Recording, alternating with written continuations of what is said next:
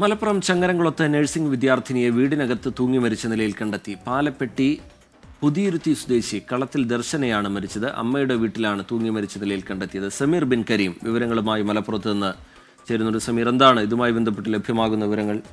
Police പറയുന്നത് എന്താണ്? സമീർ.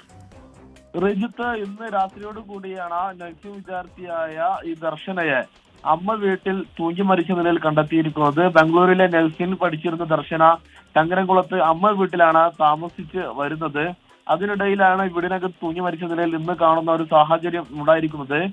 ശ്രദ്ധയിൽപ്പെട്ട ഉടനെ തന്നെ വീട്ടുകാരും ബന്ധുക്കളും ചേർന്ന് ചങ്ങരംകുളം സ്വകാര്യ ആശുപത്രിയിൽ എത്തിച്ചെങ്കിലും മരണം സംഭവിച്ചിരുന്നു. നിലവിൽ മൃതദേഹം ഉള്ളത് ഈ ആശുപത്രി മോർച്ചറിയിലാണ്.